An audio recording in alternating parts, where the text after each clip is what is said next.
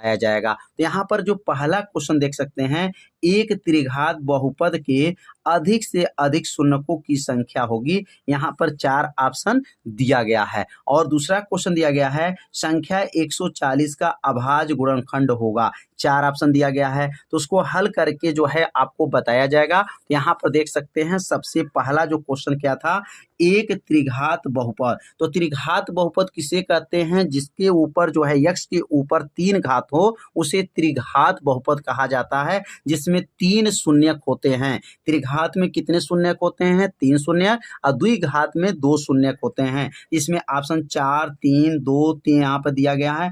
तो यहाँ पर कौन सा ऑप्शन सही है, इसमें ऑप्शन जो चेक कर सकते हैं, इसमें ऑप्शन बी वाला ऑप्शन जो है, त्रिघात बहुपद में शून्यकों की संख्या क्या होती है, 3 होती हैं। इसका मतलब इसमें विकल्प नंबर बी जो है क्या है, सही है। अब दूसरा क्वेश्चन दिया गया था, संख्या 140 का अभाज्य गुणनखंड होगा। तो अब यहाँ पर बताना है कौन ऑप्शन सही है। तो यहाँ सबसे पहले 140 को 2 से काट दीजिए। तो 140 को 2 से काटेंगे तो 70, मैं 2 7 14, 0 उतर जाएगा। 2 से 70 काटेंगे 35 होगा। 5 से 35 काटेंगे तो 7 होगा। 7 एक 7, इसका मतलब 2 गुणे 2 गुणे 5 गुणे 7, मतलब 2 कितने बार है, 2 बार है, इसलिए 2 के ऊपर 2 घात लिख दीजिए। 5 एक बार है तो 5 एक बार लिख देंगे। 7 एक बार है तो 7 एक बार लिख देंगे। अब ऑप्शन में देखेंगे कौन सा, ये 2 का वर्ग गुणे 5 गुणे 7, इसमें देख सकते हैं सी वाला ऑप्शन में 2 का वर्ग गुणे 5 गुणे 7, इसका मतलब सी वाला ऑप्शन क्या है, सही होगा। तो उम्मीद करते हैं आप लोगों को अच्छे से समझ में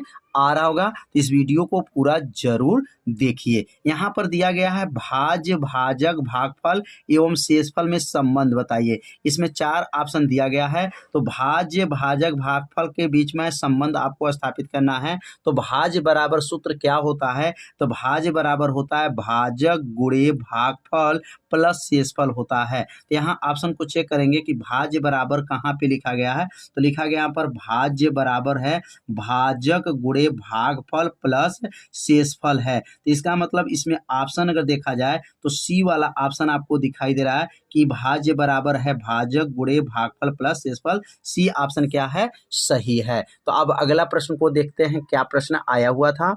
तो अब यहाँ पर चौथा प्रश्न देख सकते हैं, रैखिक समीकरण क्या दिया, x प्लस 2y प्लस 5 बराबर 0, और दूसरा समीकरण दिया गया -3x माइनस 6y प्लस 1 बराबर 0 के युग्म का हल होगा। 4 ऑप्शन दिया है, अद्वितीय हल है, 2 है अपरिमितीय रूप से अनेक हल है, उपयुक्त में से कोई नहीं है। तो इसको कैसे सॉल्व करेंगे, सबसे पहले इस रैखिक समीकरण को पहले नोट करेंगे, x प्लस 2y प्लस 5 बराबर 0 पहले नोट कर लेंगे। अब इसको रैखिक समीकरण पहले वाले समीकरण से तुलना करेंगे, a1x plus b1y plus c1 बराबर 0 से क्या करेंगे, तुलना करेंगे। अब यहाँ x है तो x मिल गया, a1 की जगह पर यहाँ क्या दिया है, छिपा है 1 है, तो a1 बराबर 1 हो गया, b1 के जगह पे 2 हो गया, c1 के जगह पर 5 हो गया। तो a1 बराबर 1, b1 बराबर 2, c1 बराबर 5, यह मान a1 b1 c1 का मान निकाल दिया गया। अब दूसरा जो समीकरण दिया गया था -3x माइनस 6y प्लस 1 बराबर क्या है, 0।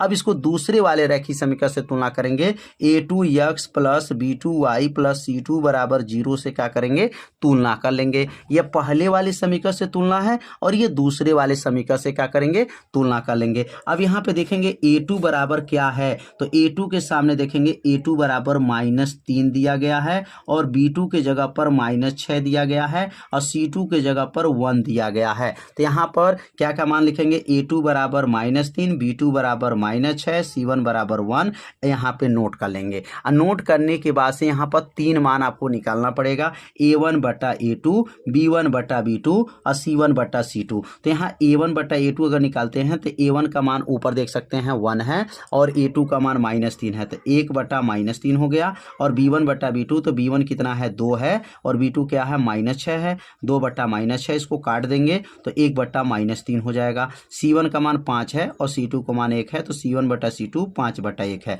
तो यहाँ पे क्या देख रहे हैं कि A1/A2 और B1/B2 ये दो मान तो बराबर आ गया है, लेकिन C1/C2 ये तीसरा मान बराबर नहीं आया हुआ है। तो यहाँ पे क्या लिखेंगे कि A1/A2 बराबर B1/B2, ये दो मान तो एकदम बराबर है, सूत्र में रखा गया तो दोनों मान आपस में क्या आ गया है, बराबर आ गया है, लेकिन ये तीसरा मान जो है बराबर नहीं आया है। तो सूत्र क्या, अगर दो मान बराबर हो और तीसरा मान बराबर न हो तो क्या होते हैं, रेखाएं समांतर हो सकती हैं। इस स्थिति में समीकरण का कोई हल नहीं है, इसमें कोई हल नहीं होगा। इसका मतलब इसमें ऑप्शन कौन सही हो जाएगा, इसमें ऑप्शन डी वाला ऑप्शन जो है सही हो जाएगा। उपयुक्त में से कोई नहीं, कोई हल नहीं है। क्यों नहीं कोई हल है, क्योंकि दो मान बराबर है लेकिन तीसरा मान बराबर नहीं है। तो जब दो मान बराबर हो और तीसरा मान बराबर न हो तो इसमें समीकरण का क्या माना जाता है, कोई हल नहीं माना जाता है। इसमें चौथा का जो है और डी वाला ऑप्शन क्या हो जाएगा, सही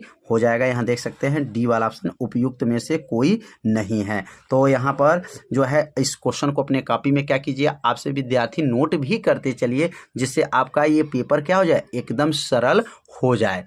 अब अगला क्वेश्चन दिया गया है, समांतर श्रेणी है -5 है, -1 है, 3 है, 7 का सारवांतर बताना है। चार ऑप्शन दिया गया है, इसमें आपको सारवांतर बताना है। तो सबसे पहले श्रेणी लिखेंगे -5, -1, 3, 7। सारवांतर को डी से प्रदर्शित करते हैं और सारवांतर का सूत्र क्या होता है, दूसरे वाले पद में से पहले वाले पद को क्या करते हैं, घटा देते हैं तो सारवांतर निकल जाता है। तो दूसरा पद इसमें क्या है, दूसरा पद -1 है और T1 क्या है, -5 है। तो -5 इसमें घटाएंगे, बीच में माइनस हो जाएगा, तो माइनस और माइनस मिल करके यह प्लस हो जाएगा। तो 5 प्लस में हो गया।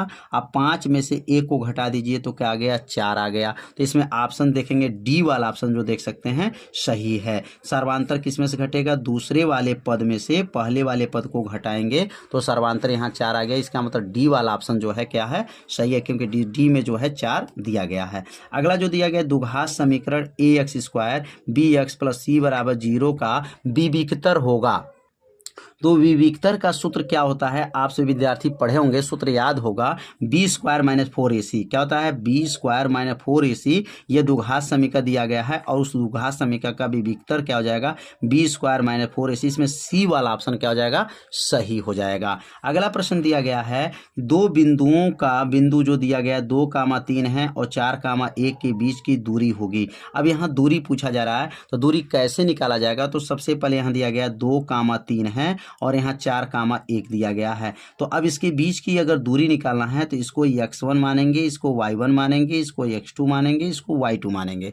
अब यह दो निर्देशांक x1 y1 x2 y2 मान लेंगे और d का सूत्र होता है √x1 - x2 का वर्ग प्लस y1 - y2 का वर्ग होता है। यह किसका सूत्र है, दूरी का सूत्र है। आपसे विद्यार्थी पढ़े भी होंगे कि दूरी का सूत्र क्या होता है। तो d बराबर x1 के जगह पे क्या दिया है, तो x1 के जगह पे 2 भरेंगे और x2 के जगह पे 4 भरेंगे। तो 2 - 4 का वर्ग हो जाएगा और 3 में से 1 को घटा दीजिए तो 3 में से 1 घटेगा तो वर्ग हो जाएगा। 2 में से 4 घटाएंगे तो क्या बनेगा, -2 का वर्ग हो जाएगा और 3 में से 1 को घटाएंगे तो 2 का वर्ग हो जाएगा। 2 का वर्ग कितना होगा, 4 होगा। 2 का वर्ग कितना होगा, 4 होगा। 4 और 4 को जोड़ेंगे तो कितना हो जाएगा, 8 हो जाएगा। और 8 को अगर बाहर निकालेंगे, वर्गमूल उसका बाहर निकालेंगे तो 2 करने में 2 हो जाएगा, क्योंकि 2 × 2 × 2 इसको 8 को ऐसे लिख सकते हैं, √2 में 2 × 2 × 2 अगर लिख देंगे तो इसमें जोड़ा अगर लगेगा तो इसका जोड़ा लग जाएगा 2 × 2 का, तो बाहर आ गया 2 करनी में 2 आ जाएगा। इसका मतलब इसमें बी वाला ऑप्शन क्या हो जाएगा, सही हो जाएगा, 2 करनी में 2 हो जाएगा। तो उम्मीद करते हैं यह आप लोगों को अच्छे से समझ में आ रहा होगा। तो यहाँ पर हमको बीच की दूरी निकालना था, दूरी समझ में आ गया और कैसे निकाला गया। अब अगला प्रश्न दिया गया है, यदि द्विघात समीकरण, अब यहाँ द्विघात समीकरण क्या दिया गया, 3x² - 12x + m = 0 के मूल बराबर हैं तो m का मान होगा। यहाँ m का मान पूछा जा रहा है कि इसमें m का मान कौन सा ऑप्शन सही होगा। तो 3x² - 12x + m = 0 दिया गया है। अब इसको तुलना करेंगे द्विघात समीकरण से, ax² + bx + c = 0 से क्या करेंगे, तुलना करने पर। अब a के सामने देखेंगे 3 है, b के सामने -12 है और सी के सामने यम है, तो ए बराबर 3, बी बराबर -12 और सी बराबर यम। ये द्विघात समीकरण से ए बी सी का मान निकाल लिया गया। अब मूल बराबर होने का सूत्र क्या है, तो आप सभी विद्यार्थी ये भी सूत्र याद किए होंगे, बी स्क्वायर माइनस 4ac बराबर 0। यह मूल बराबर होने का क्या है, बी विक्टर का यह सूत्र हो जाएगा, बी स्क्वायर माइनस 4ac बराबर 0। बी का मान क्या दिया है, तो -12 है, तो माइनस ये 12 का वर्ग हो जाएगा, माइनस हो गया 4 हो गया, ए का मान 3 है और सी का मान यम है, तो यहाँ पर ए का मान 3 भरेंगे, सी का मान यम हो गया, बराबर 0 हो गया। 12 का वर्ग कितना होता है, तो 12 का वर्ग 144 होता है और 4 3 12 माइनस 12 यम हो गया, बराबर 0। अब 144 प्लस में पक्षांतर करेंगे तो माइनस 144 हो जाएगा, प्लस पक्षांतर हुआ माइनस हुआ, माइनस 12 नीचे जाएगा, माइनस से माइनस खत्म, 12 बरहियम 144। इसका मतलब यम का मान क्या गया, यम का मान 12 गया, माइनस से माइनस कटेगा, 12 से भाग कर दीजिए 144 में, तो यम का मान 12 आ गया। इसका मतलब इसमें ऑप्शन कौन सही हो जाएगा, तो डी वाला ऑप्शन क्या हो जाएगा, सही हो जाएगा। तो समझ में आ गया होगा कैसे इसको हल किया गया है। अगला दिया गया है 9वां क्वेश्चन कि एक समबाहु त्रिभुज ABC की भुजा 2a है। अब समबाहु त्रिभुज किसे कहते हैं, जिसकी तीनों भुजाएं आपस में बराबर हों, उसे क्या कहते हैं, समबाहु त्रिभुज कहते हैं। उसके शीर्ष कहा, इसके उसके प्रत्येक शीर्ष लंब की लंबाई होगी, उसके प्रत्येक शीर्ष लंब की, मतलब ये शीर्ष लंब कहा जाता है, यहां से लेकर के इसको शीर्ष लंब कहेंगे। अब बताइए इसको 2a हो गया, ये 2a हो गया और ये भी 2a है। मतलब क्यों 2a है, क्योंकि समबाहु त्रिभुज है, तीनों भुजाएं आपस में क्या होंगी, बराबर होंगी, लेकिन ये मध्य बिंदु से आधा दूरी a और मध्य बिंदु से आधा दूरी a, तो मिलके a और a जोड़ेंगे तो क्या बनेगा, 2a हो गया।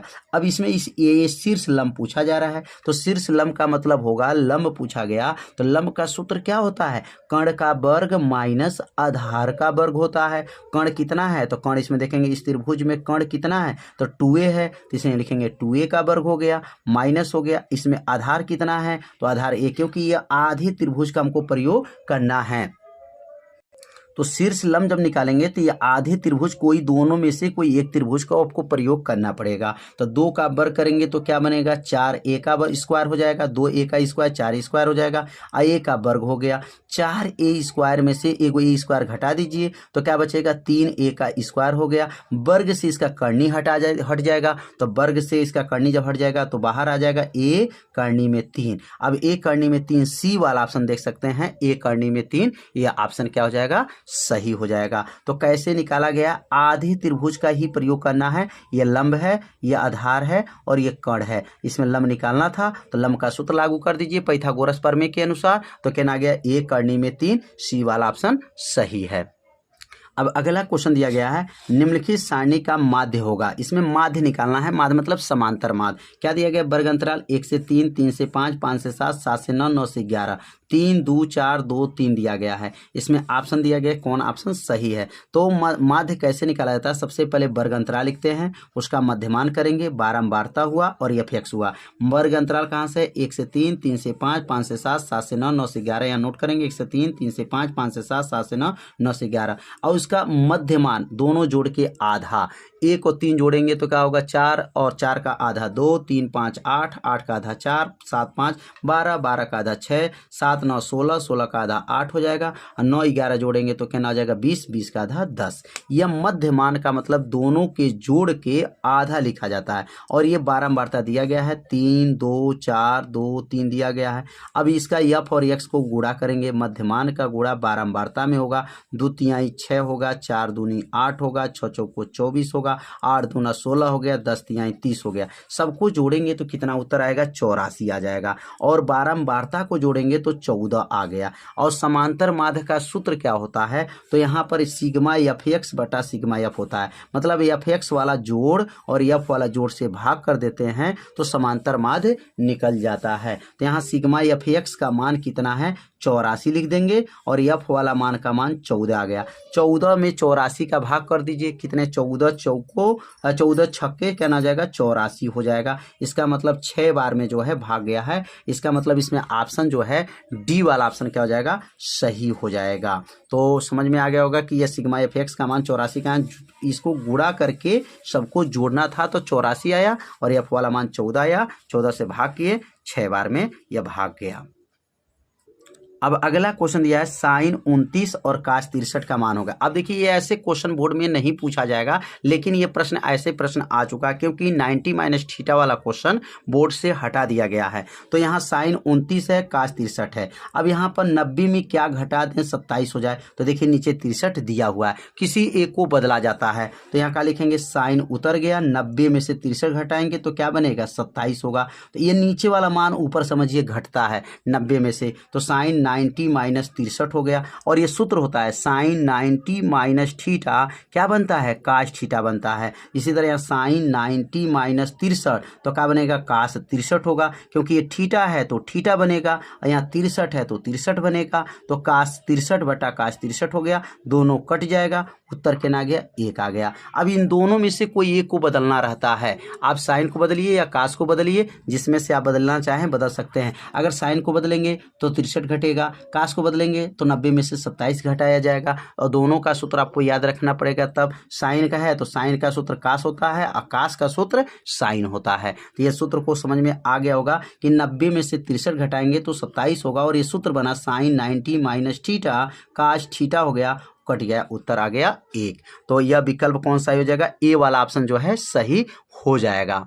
अगला क्वेश्चन दिया गया 12, यदि काश ए बराबर करनी में 3/2 हो तो साइन 2a का मान होगा। 4 ऑप्शन दिया है। अब ये काश ए बराबर करनी में 3/2, तो बताइए काश किसका मान करनी में 3/2 होता है, तो ए बराबर 30 अंश का होता है। काश 30 अंश का मान करनी में 3/2 होता है, तो ए का मान तो हमें पता चल गया कि ये काश का मान करनी में 3/2 30 अंश का होता है। साइन 2a पूछा गया तो साइन उतर जाएगा, 2 उतर जाएगा, ए का मान 30 जो निकला हुआ भर देंगे, 30 दूना 60, साइन 60 बन गया। और साइन 60 अंश का मान क्या होता है, करनी में 3/2। जो प्रश्न दिया वही उत्तर आ गया। कितना आसान बनाया गया।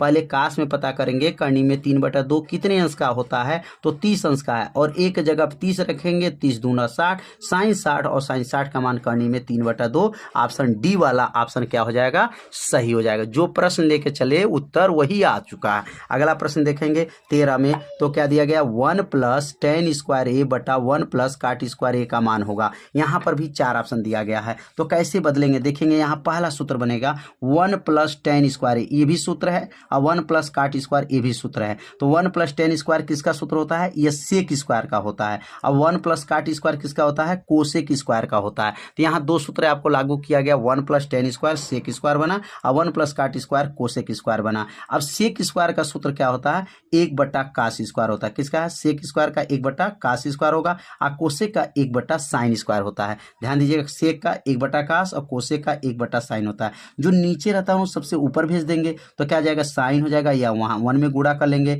तो साइन स्क्वायर बटा कास स्क्वायर हो गया। अब बताइए साइन बटा कास क्या होता है, साइन बटा कास अगर मिला दें तो क्या बनता है, टेन बनता है। तो साइन बटा कास ये हो गया टेन स्क्वायर बन गया। इसमें ऑप्शन चेक करेंगे, डी वाला ऑप्शन क्या हो जाएगा, सही हो जाएगा, टेन स्क्वायर इसमें सही हो जाएगा। कैसे हल हुआ एक बार और समझते हैं। 1 + tan स्क्वायर ये सूत्र है सेक स्क्वायर का, 1 + cot स्क्वायर ये सूत्र है कोसेक स्क्वायर का। सेक का 1/cos होता है, कोसेक का 1/sin होता है। जो नीचे रहता है सबसे ऊपर जाएगा, बीच में जाएगा। साइन स्क्वायर बटा cos स्क्वायर मिलकर क्या बनेगा, tan स्क्वायर हो गया। इसमें डी वाला ऑप्शन क्या हो जाएगा, सही हो जाएगा।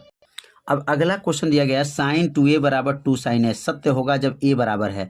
अब ये a का मान इसमें 4 ऑप्शन दिया गया, इसमें से कौन सा मान रखा जाएगा कि ये दोनों मान बराबर आएगा। तो अगर आप चेक करना चाहते हैं तो पहला विकल्प पहले रख के चेक करेंगे कि a = 0 रखा जाए। तो ये साइन 2a = 2 sin है, तो a = 0 रखने पर रखते हैं तो क्या बनेगा, साइन उतर गया, 2 उतर जाएगा, a का मान 0 हो गया, 2 हो गया साइन 0, 2 शून्य शून्य साइन 0 बन गया, और यहाँ 2 उतर जाएगा, साइन 0 का मान 0 होता है, और साइन 0 = 0, तो 0 = 0 आ गया। ये दोनों मान बराबर आ गया। अगर 30 रख कर चेक करेंगे तो ये मान बराबर नहीं आएगा। 45 रख करके चेक करेंगे न बराबर नहीं आएगा। 60 रख करके चेक करेंगे तो ये दोनों मान बराबर नहीं आएगा। दोनों मान किस में बराबर आ सकता है, तो थीटा का मान 0 रखा जाएगा, तभी ये दोनों मान बराबर आएगा। इसमें मतलब ए वाला ऑप्शन क्या हो जाएगा, सही हो जाएगा। इसमें ऑप्शन ए सही है। तो अगला क्वेश्चन दिया गया है 22 सेमी परिध वाले एक वृत्त के चतुर्थांश का क्षेत्रफल ज्ञात कीजिए। तो एक वृत्त का चतुर्थांश का क्षेत्रफल आपको निकालना है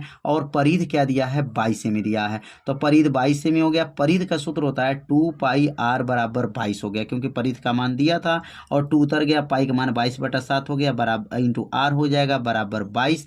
और 22 से अगर 22 को काट दें, 22 एक अन्नम 22 कट गया, 1 हो गया, 2r/7 और 7 में एक का गुणा करेंगे, 7 एक अन्नम 7 हो जाएगा, तो 2r बराबर 7 और 2 को नीचे भेजेंगे तो r का मान त्रिज्या निकल गया 7/2। तो यहाँ पर परिधि के सहायता से त्रिज्या को निकालना पड़ेगा। आज जब त्रिज्या निकल जाएगा तो वृत्त का जो है चतुर्थांश, चतुर्थांश का मतलब वृत्त का चौथा हिस्सा, वृत्त का क्षेत्रफल का चौथा हिस्सा को ही चतुर्थांश कहा जाता है। तो वृत्त का क्षेत्रफल का सूत्र क्या होता है, πr² होता है, लेकिन ये चतुर्थांश पूछा गया है इसलिए 1/4 हो जाएगा। समझ में आ गया होगा 1/4 क्यों लगा, क्योंकि चतुर्थांश मतलब चौथा हिस्सा।